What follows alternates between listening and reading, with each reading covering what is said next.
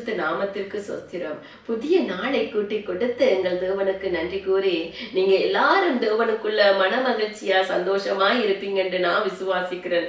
ஆண்டவராகிய கர்த்தர் இன்றைக்கு ஒரு வேத வார்த்தையினூடாக உங்களிடம் பேச சொல்லுகிறார். 2 நாளாகமம் 20ஆம் அதிகாரம் 17ஆம் வசனம். பயப்படாமலும் கலங்காமலும் இருங்கள், நாளைக்கு அவர்களுக்கு எதிராக புறப்படுங்கள், கர்த்தர் உங்களோடே இருக்கிறார்.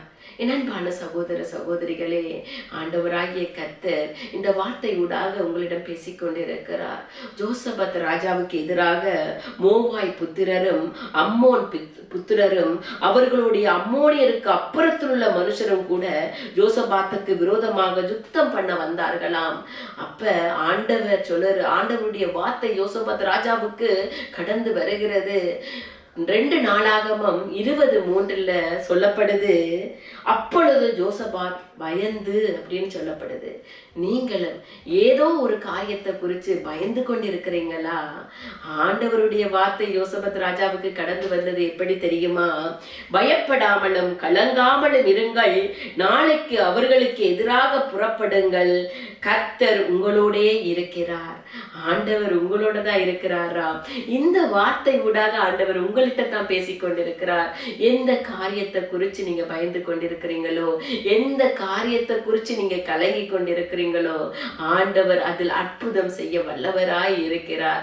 எதை குறிச்சும் பயப்படாதீங்க. ஆண்டவருடைய வார்த்தை உங்களிடம் கடந்து வந்திருக்கிறது.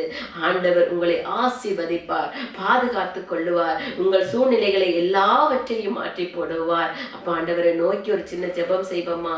அன்பான தகப்பனே, ஜோசபாத் ராஜா பயந்து என்று சொல்லப்படுகிறது. ஆண்டவரே, இதே கலக்கத்தோடும் திகிலோடும் பதட்டத்தோடும் அநேக ஜனங்கள் இந்த பூமியில் வாழ்ந்து கொண்டு வேதனையோடு இருக்கிறார்கள். ஆண்டவரே, உம்மை தேடுகிற போது உம்முடைய வார்த்தை அவர்களோடு கடந்து செல்லுகிறதற்காய் நன்றி.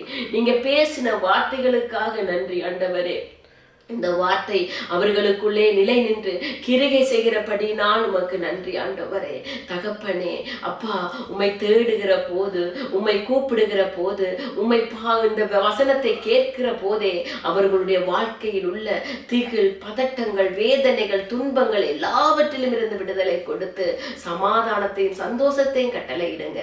இயேசுவின் நாமத்தில் ஜெபங்கட்டு நிற்கிறோம் பிதாவே, ஆமீன். நீங்கள் எல்லோரும் மிகவும் விசேஷமான நீங்க. ஆண்டவர் உங்களை ஆசீர்வதிப்பார்.